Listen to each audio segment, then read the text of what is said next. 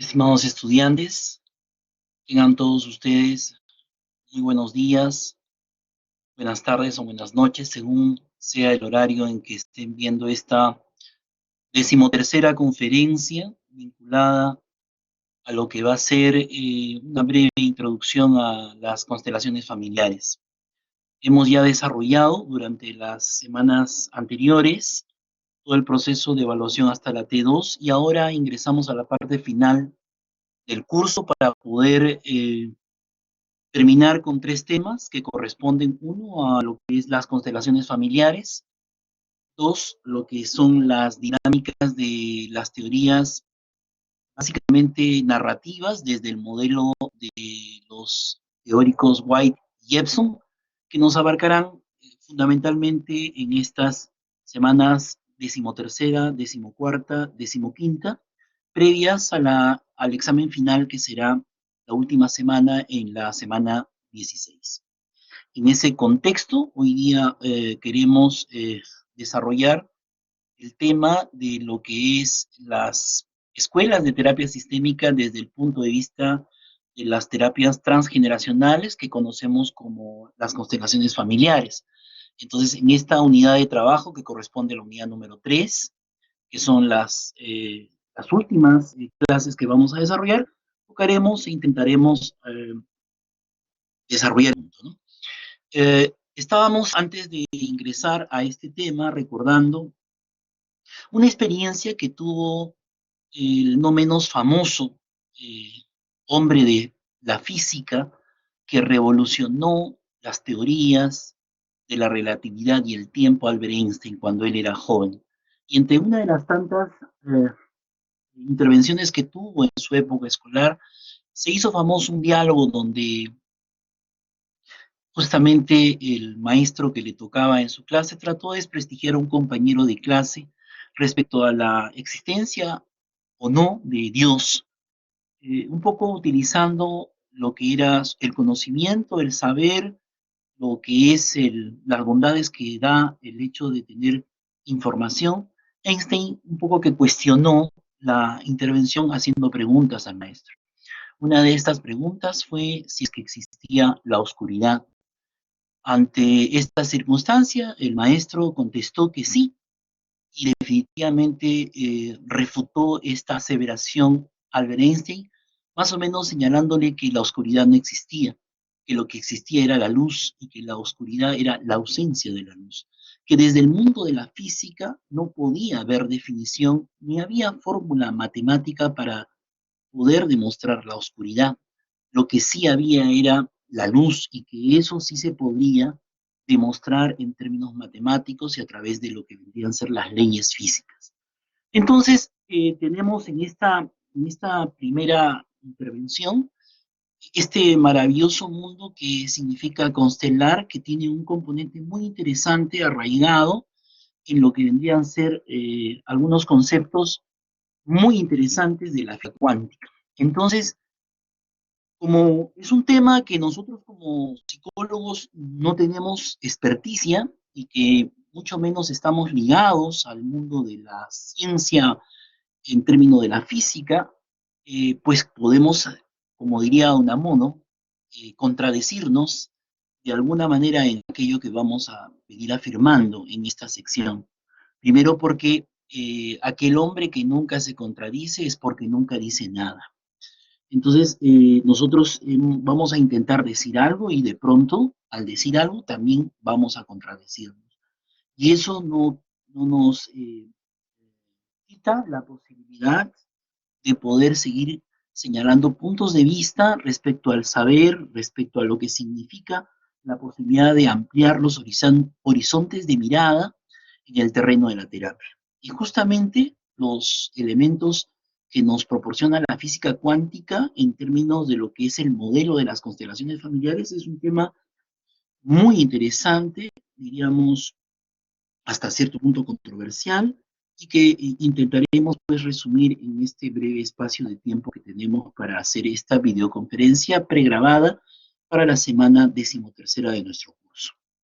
En esa perspectiva, quisiéramos en primer lugar recordar un experimento que hizo uno de los no menos famosos psicólogos allá por la década de los años, a finales de la década de los años 60, la década prodigiosa, e inicios de la década de los 70, entre los años 68 y 1962, para ser más exactos, uno de los importantes experimentos en psicología y psiquiatría realizados por el psicólogo David Rosenhaus fue un experimento que consistió en introducir a 8 personas, entre ellas 3 psicólogos y él mismo como psiquiatra, a hospitales psiquiátricos en 5 estados de los Estados Unidos y durante un promedio de no menos de 9 días a 50, de 9 días a 52 semanas, comprobaron que ellos, no teniendo ninguna enfermedad mental,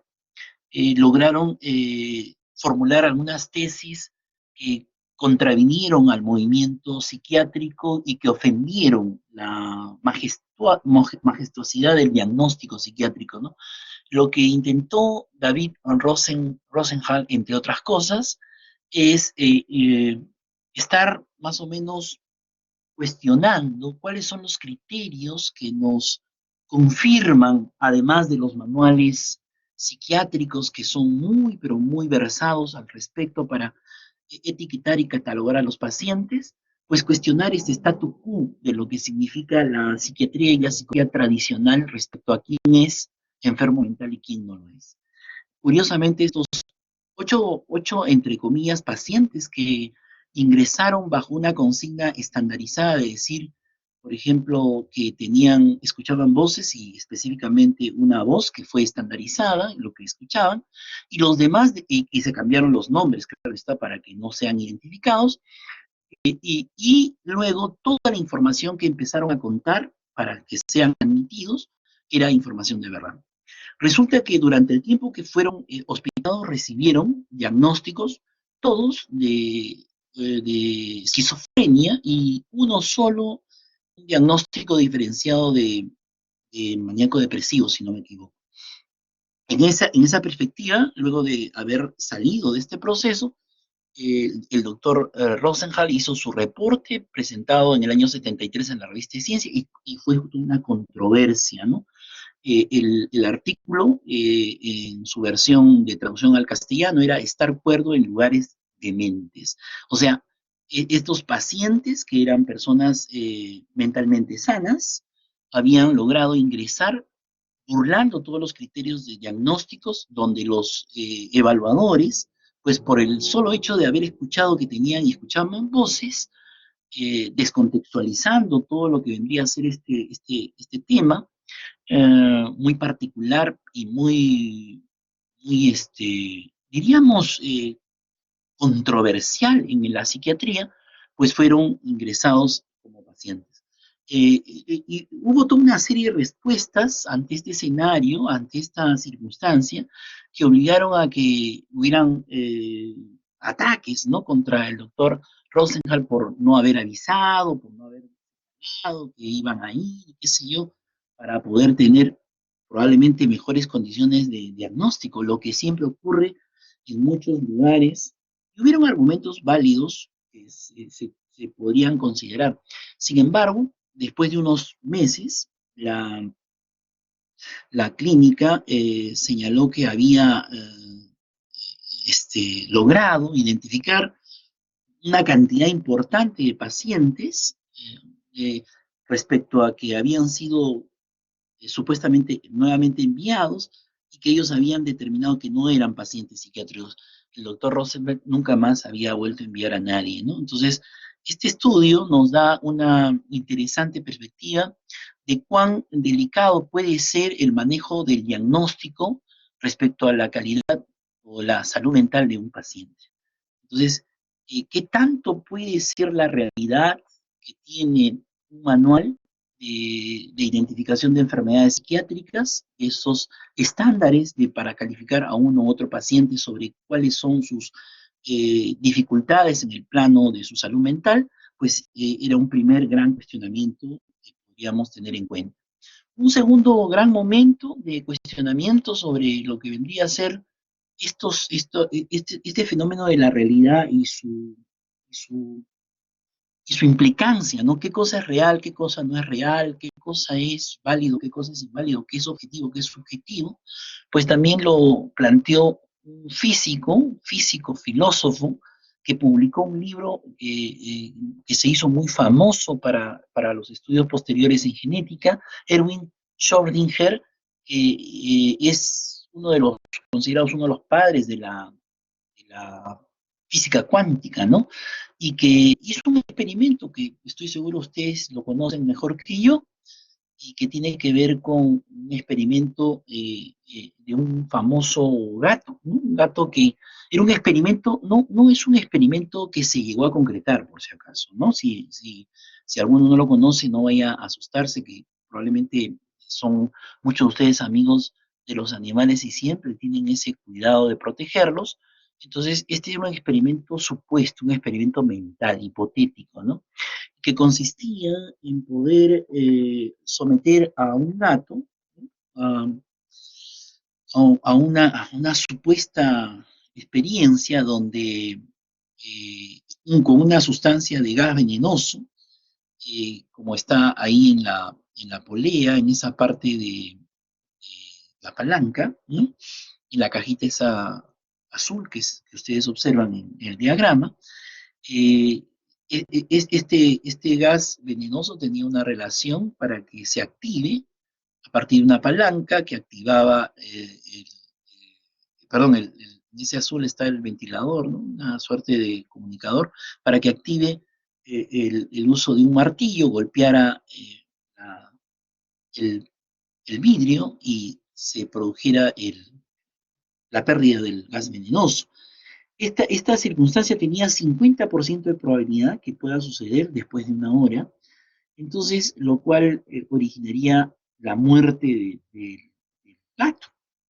Había también un 50% de probabilidad que no ocurriera. O sea, esta circunstancia generó lo que se llamó la paradoja de Schrödinger, donde nos dice que nosotros como espectadores por fuera no vemos, ¿no? Si se va a desarrollar este experimento, entonces, pero sí podemos considerar que 50% de posibilidades hay de que el gato muera o 50% que el gato viva o que simultáneamente esté en estas circunstancias, ¿no? ¿Por qué? Porque en la física cuántica la distribución de las partículas mínimas van hacia un lado, van hacia otro, por los espacios que ahora vamos a un poquito a tratar de aclarar. Entonces, aquí el observador no tiene la posibilidad de intervenir. Los cambios de las partículas a nivel, perdón, de las moléculas a nivel microscópico son a partir de la observación. Entonces, las partículas subatómicas no se definen por estar aisladas hasta que hay un observador. Recién cuando hay un observador, o sea, cuando se presenta la posibilidad de que alguien observe, entonces pueden haber variaciones, ¿no? Si nadie observa, esas partículas pueden existir en un mar de posibilidades que le permitan las leyes de la física, o sea, 50% posibilidad de que el gato muera o 50% de que el gato esté vivo. Entonces, esto en el escenario, insisto, de lo que vendría a ser la relatividad de las cosas, ¿no? Entonces, el tema que queremos plantear para iniciar el tema de las constelaciones es, bajo la pregunta de uno de los más importantes libros que formula Paul Václavic, allá por los años exactamente, para ser más precisos, si no me equivoco, en el año, más o menos, el libro fue publicado en el año 79 en Herder con el título ¿Es real la realidad? Y hemos utilizado esa misma afirmación que plantea el libro, Confusión, Desinformación y Comunicación de Paul Václavic, para iniciar este diálogo de esta pequeña conferencia, donde vamos a cuestionar la realidad propiamente dicha. ¿Es real la realidad?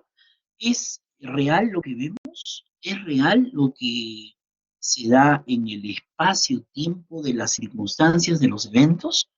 Nosotros podemos palpar, podemos ver, podemos oler, distinguimos, oímos, degustamos, pero ¿cuál es la seguridad que tenemos que lo que estamos percibiendo es lo real? Por ejemplo, ¿no? Cuando en las familias lo que dice, recuerden ustedes, la madre difiere de lo que dice el padre y al mismo tiempo está en absoluta contradicción con lo que afirma el paciente identificado. Entonces, ¿qué es real? ¿Cuál de las tres historias que puede contar, ojo, solamente tres miembros de una familia, que podrían ser muchas más, es la verídica, es la que podríamos decir obedece estrictamente a los criterios de verdad? ¿Tendrá verdad la forma de percibir en el dolor, escribirse cómo se siente el paciente identificado al ser estigmatizado o al ser etiquetado por tal o cual comportamiento? ¿Será verdad la forma como en el dolor y la descripción que hace la madre de la persona a la cual llega a terapia o persiste en la intención de modificar su comportamiento, será esa la realidad? ¿O será real la visión que tiene el padre o cualquier otro familiar que quiera hacer una descripción desde el particular punto de su percepción? ¿Qué es la realidad? ¿Será real la realidad? Es una pregunta que de una u otra manera podemos nosotros, continuando lo que hemos estado haciendo cuando hemos hecho preguntas respecto a cómo, por ejemplo, para ustedes, por ejemplo, puede ser relevante ingresar a una sesión de terapia y preguntar, ¿no? ¿Le fue fácil llegar a nuestro consultorio?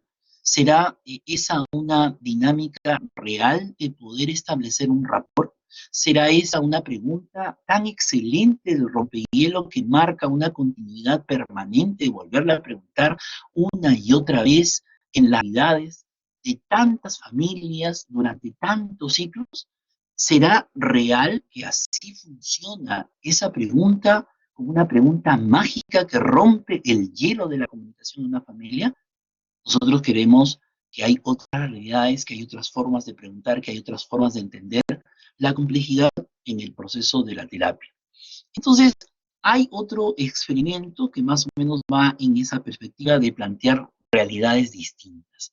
Resulta que hay unas abejas, las abejas austríacas e italianas, que fueron sometidas, perdón, a unas investigaciones por parte de un personaje premio Nobel de física. Miren qué curioso, estamos hablando, empezamos con Albert Einstein, después el experimento del doctor Schrödinger, después ahora el de Carl Richard von Frisch. Son unos nombres en lo particular para mí impronunciables, pero en esa misma línea de físicos que han desarrollado distintas formas de concebir la percepción de la realidad, es que queremos tratar de contribuir a este cambio epistemológico que desde la primera clase hemos llamado cambio paradigmático, o sea, pasar del paradigma del mundo físico, de lo lineal causal, de los postulados de Newton, a lo que vendría a ser ahora una visión de un paradigma mucho más complejo, el paradigma de la información, que comprende, ojo por si acaso, en este escenario, parte de los elementos de cuestionar la realidad misma. Una de estas investigaciones por parte de este premio Nobel 1933, creo si no me equivoco, fue que justamente él empezó a observar el movimiento y el viaje que tenían las abejas de un panal hacia los lugares donde estaba la miel. Y descubrió, curiosamente, el profesor Richard, Carl Richard von Frisch, que sencillamente habían una danza particular que diferenciaba el movimiento de las abejas. Y esa danza tenía una diferenciación a partir de la distancia que existía entre el lugar donde se ubican las abejas versus el lugar donde estaba la miel. Si el néctar, por ejemplo, descubierto, estaba a una distancia relativamente cercana a la colmena, la abeja ejecutaba la llamada danza circular, que consiste en moverse en círculo alternativamente de derecha a izquierda para poder, a través de ese baile, a través de esa danza, dirigir a las abejas hacia el lugar donde tenían que desarrollar el trabajo. Por lo tanto, ya tenían una referencia en términos de comunicación. O sea, es un tema muy interesante, ¿no? Segundo, si el alimento se hallaba a una distancia media, o sea, ya no era tan cercana a la ubicación del lugar donde se tenía que trabajar, del néctar donde se iba a trabajar, pues obviamente, ¿qué pasaba? Había otro tipo de danza, la danza denominada la danza de la hoz, que vista desde una postura de arriba hacia abajo, parecía más o menos como una suerte de un 8, ¿no? Curvo, ¿no? En donde obviamente la abertura de la hoz señala la dirección en la que más o menos se encuentra la fuente del alimento y por lo tanto las abejas van a seguir a esta persona que las va, perdón, a esta abeja, estamos ya personalizando las abejas, que iba a más o menos a dirigir a todo este enjambre, ¿no? Y en tercer lugar, ya si esta distancia más o menos excedía los términos cercanos y obviamente ya no estaban en los términos intermedios y ya había una distancia mucho mayor, pues obviamente había una tercera forma de danzar. Ojo, esto era, fue estudiado durante mucho tiempo, fue filmado por el profesor este, Frisch, ¿no es cierto? Disculpen, es un nombre poco común. Entonces, de una otra manera, pudo observar estas diferencias entre la danza de circular, la danza de la hoz y la danza del vientre, dependiendo de la cercanía, dependiendo de la distancia intermedia o una distancia mayor, mucho más lejana, en donde la abeja podía tener, a través de este tipo de danzas, ¿ok? Formas de expresión distintas. Entonces, miren, volvemos a un tema relevante. La realidad es real, lo que estamos viendo, observando, cuáles son otras formas de poder transmitir información, por ejemplo, en las especies, en este caso, las abejas, que son una de las que desarrollan la y eso nos llevaría a tener esto en una consideración muy particular. Y resulta que todo esto, todas estas cosas que pueden estar desarrollándose tienen un particular enfoque en lo que vendría a ser la física cuántica, como habíamos señalado al inicio, ¿no? Y que queremos ahorita un poquito abundar y esperemos nos dejamos entender. A través de la física cuántica, que se desarrolla en pleno siglo XX, a inicios del siglo XX y hasta la actualidad, se ha comprobado que las partículas no están hechas de materia, sino que son eminentemente mucha energía. Y esta energía, obviamente, se expresa a través de vibraciones. Estas vibraciones son lo que nosotros conocemos como energía. Un poco que, no sé si ustedes han sentido lo que llamamos la vibra de las personas, cuando ni siquiera sin mediar palabra alguna, tenemos ya una percepción de la persona. Es lo que yo intenté, y espero me haya dejado entender. Es lo que intentamos con los ejercicios de las preguntas cuando yo les decía, por favor, imaginen que están en un consultorio donde tiene estas características, ustedes van a recibir un paciente, el paciente entra con estos detalles físicos, entonces usted tiene que hacer una pregunta, pero esa pregunta no va a ser una pregunta estructurada sobre la base de todos los cursos que usted ha llevado, que todos muy bien le han orientado para hacer preguntas tipo, sino que ahora va a hacer preguntas en función a esa vibración que usted percibe de aquellas personas que entran a su consultorio. Oiga, acabo, tengo la sensación que ustedes son una pareja muy joven, recién casada, ¿me equivoco? Una cosa así, como que todo esto que ustedes conocen como romper el hielo, el rapor y todas esas cosas maravillosas que la psicología nos ha enseñado, un poco tratarlas de voltear en el sentido de lo que vendría a ubicar en estos espacios de vibración de la energía que nos produce el contacto humano, encontrar qué cosas hay, cómo podemos, a partir de un diálogo basado en lo que observamos, de todo lo que hay en el cuerpo, en la transmisión verbal no verbal, en la información y contenido, en la puntuación de los hechos, en la relación simétrica complementaria que vamos observando en las parejas, en los padres, en los hermanos, en las personas que asisten. Y todo basado en esto que vendría a ser la energía, en esta perspectiva de las constelaciones. Se ha determinado que entre las partículas subatómicas, o sea, nosotros tenemos átomos, ¿no? Los átomos tienen un núcleo.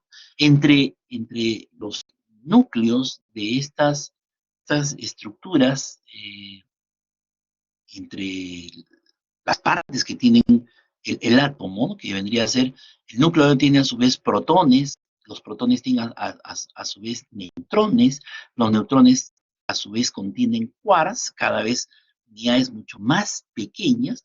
Existe una distancia entre partículas subatómicas de un promedio de 32 kilómetros a escala.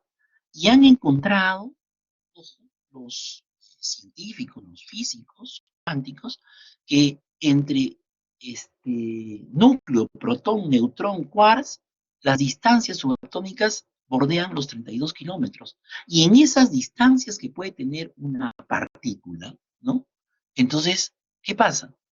Hay espacio vacío. Y en ese espacio vacío puede ocurrir un sinfín de cosas que cambian la realidad en distintas perspectivas.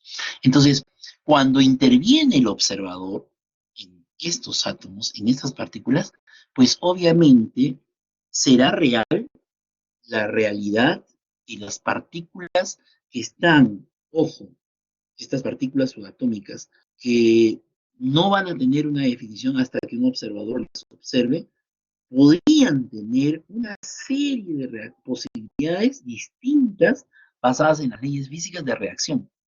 Cuando ya son observadas, como que las cosas van cambiando. Entonces, todo esto, ¿no? Podría originar que distintas partículas puedan atravesar paredes, teleportarse, estar en sitios al mismo tiempo, una serie de cosas que la física cuántica el día de hoy está proponiendo. Tanto es así que, por ejemplo, trataremos de ubicar lo que es esta parte de diferencia, ¿no? Por ejemplo, hay estas muñequitas rusas, que no sé si ustedes alguna vez han, las famosas matrioscas, que vamos a encontrarlas una muñequita dentro de la otra y así sucesivamente. Entonces tenemos el átomo como algo que más o menos todos conocemos, el núcleo del átomo, los protones, los neutrones y una composición mucho más pequeña, el quarks. Y todo ello formando parte de lo que hemos señalado aquí, esta distancia en el espacio vacío, ¿no?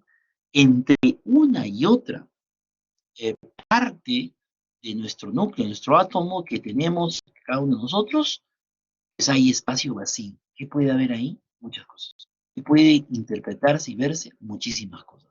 Y por ejemplo, lo vamos a asociar con una serie que ustedes están viendo, que justamente recoge estos especies de postulados, diríamos así, teóricos, donde las partículas están en dos sitios al mismo tiempo y pueden haber una infinidad de fenómenos aleatorios, la super, basado en los principios de la superposición cuántica.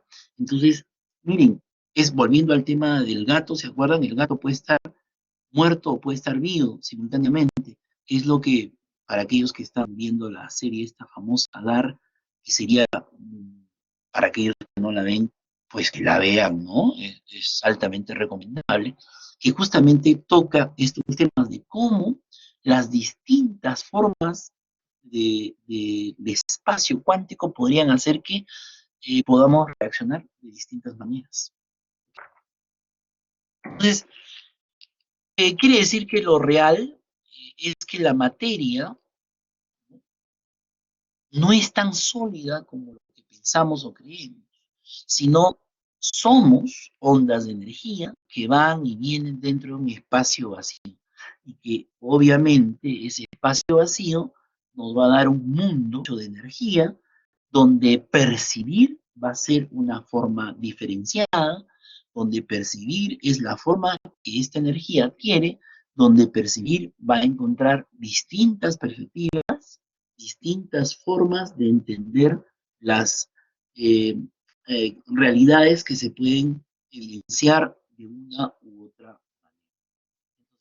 Si cambiamos, ojo, nuestra forma de percibir, que eso es lo que tiene que hacer el terapeuta no puede basado en criterios subjetivos, en parámetros de etiquetar o de prejuzgar, de sencillamente corroborar criterios diagnósticos sin tratar de buscar otras visiones, otras soluciones que no hayan sido intentadas, pues obviamente si cambiamos la forma de percibir la programación natural que tenemos en nuestro cerebro, esa, entonces existe la posibilidad, ¿no?, que nuestra percepción de los problemas que traen los pacientes sea desde otra perspectiva.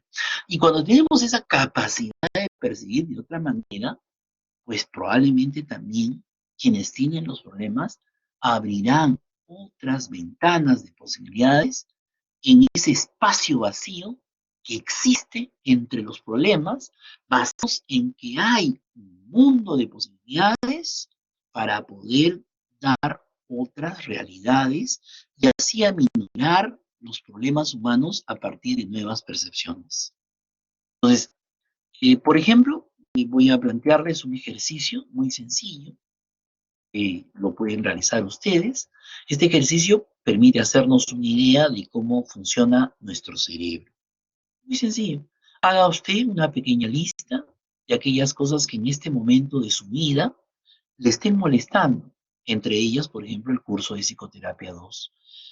Cosas que le estén inquietando, cosas que le estén entristeciendo, cosas que nos estén afectando, cosas que nos están, como quien dice, quitando el aliento a perseverar, a lograr, o que a veces, en términos bastante comunes en el caso de ustedes, nos bajonean. Entonces, vamos a hacer esa lista, háganla ustedes con tranquilidad, puedan entenderla, cuáles son esos factores que tienen, que están perturbando su vida, su diario vivir, su forma cotidiana de enfrentar el día a día. Una vez que tengan esta lista, léala en detalle, trate de enumerarla, trate de hacer contacto con ella, y luego de haberla leído, cierre los ojos e imagine, de una u otra manera, qué otras situaciones se podrían dar en su vida actual, qué otras, de manera contundente, podrían cambiar esta situación.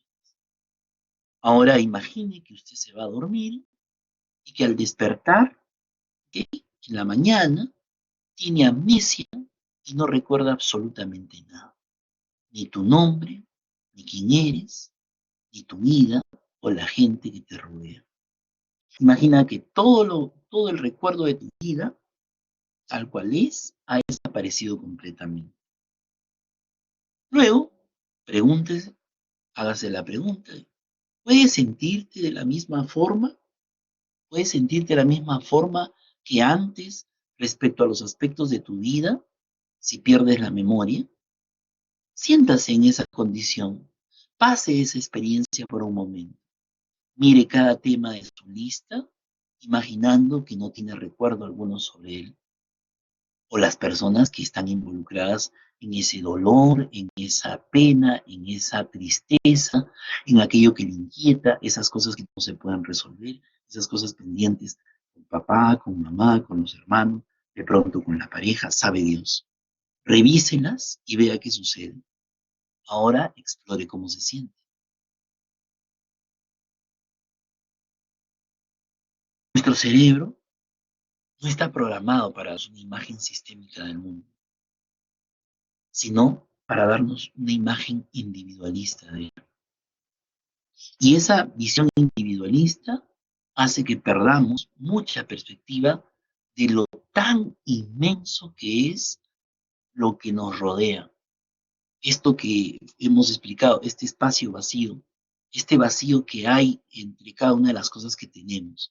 Si nosotros podríamos ver el mundo bajo una perspectiva mucho más amplia, desde la existencia de muchos sistemas observados, desde la individualidad de cada uno de nosotros, sino desde la relación existente entre todas y cada una de nuestras características y la de los demás, quizás otra podría ser nuestra mirada sobre las cosas del día a día. Pero como miramos solamente con esa causalidad, ok, yo tengo una mala nota porque el profesor no me ha calificado. Que el profesor cerró la clase y yo no tenía internet. O sea, siempre miramos desde una sola perspectiva. No miramos las cosas en la complejidad, en lo que cada uno de nosotros también contribuimos a la complejidad de las cosas. Esas miradas no pueden ser miradas individuales de victimización. Entonces, en ese escenario surge una propuesta de poder considerar muchas más cosas de manera mucho más amplia. Y es justamente el maestro Hellinger, nacido en Alemania en el año 1925, quien empieza a estudiar desde muy temprana edad una cantidad interminable de cursos y que lastimosamente muere el año pasado, en septiembre del año pasado, a la edad de 93 años, pues empieza a desarrollarse como uno de los más importantes, diría, no de los más importantes, es el fundador de lo que debería ser este modelo de abordaje, ¿no?, que vamos a desarrollar, basado en lo que él llamó los órdenes del amor y conocido como las constelaciones familiares. Bergelinger nace en Alemania en el año 1925, algunos de sus autores dicen 26, y desde los 5 años de edad manifestó su deseo de ser sacerdote. A los 10 años ingresa al internado de los misioneros en Lord, donde permanece más o menos unos 15 años, y a los 17 se enlista en el ejército, va a la guerra, va a la guerra, vuelve a los 20 años, ingresa a una orden religiosa, donde más tarde se va de misiones a Sudáfrica, donde se convierte pues en misionero, en donde hace realidad su más grande sueño, el ser sacerdote. En este lugar, en Sudáfrica, asiste a una universidad por un espacio de más o menos unos 3 años, se prepara para ser docente universitario, participa en un conjunto de actividades donde va ascendiendo de puestos y llega a ser incluso rector del seminario de sacerdotes de Marinel, donde estuvo internado en su adolescencia. Era un experto en una cantidad finita de modelos, ha pasado por todos los modelos psicológicos, ¿no? O sea, ha trabajado en dinámica de grupos, terapia primaria, análisis transaccional, gestal, programación neurolingüística, diversos métodos de hipnoterapia, para luego poder desarrollar un formato y modelo dentro de la terapia sistémica y familiar muy particular que a él ha denominado constelaciones familiares y organizacionales, algunos le agregan este término. Repito, basado en las leyes o lo que él llama los órdenes. Luego continúa su formación en lo que vendría a ser Viena. Él también, antes de ser constelador, fue también, pasó por la terapia del psicoanálisis, estudió psicoanálisis. Luego radica en Alemania, cerca de la frontera con Austria, y empieza pues a desarrollar un grupo basado en sus estudios sobre psicología del inconsciente. Y más o menos a los finales de los años 60 y los 70, viaja a los Estados Unidos, ¿no?, para capacitarse, conoce unas distintas especialidades e incluso hace hipnoterapia dentro de lo que vendría a ser el modelo de Erickson, ¿no?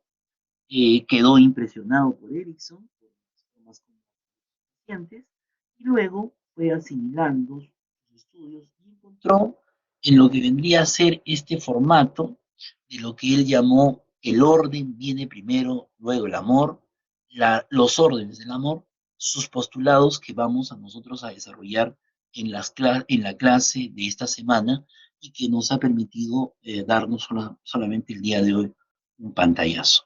Así que, estimados estudiantes, vamos a dejar aquí esta breve introducción al tema para en el transcurso de esta semana, en la clase del día martes, según nos corresponda, o el día jueves, en los horarios respectivos, Con cada grupo estaremos hablando sobre los órdenes del amor y la propuesta teórica de Bergelinger en esta forma tan amplia de enfocar el problema familiar desde ese espacio vacío de la física cuántica, yéndose incluso generación de generación hacia atrás en la historia familiar y cómo en esa historia de espacio vacío de generación en generación puede haber un conjunto de cosas que sintetizan en la experiencia personal cotidiana del día de hoy en la familia una serie de transmisiones, diríamos así, intergeneracionales de los síntomas.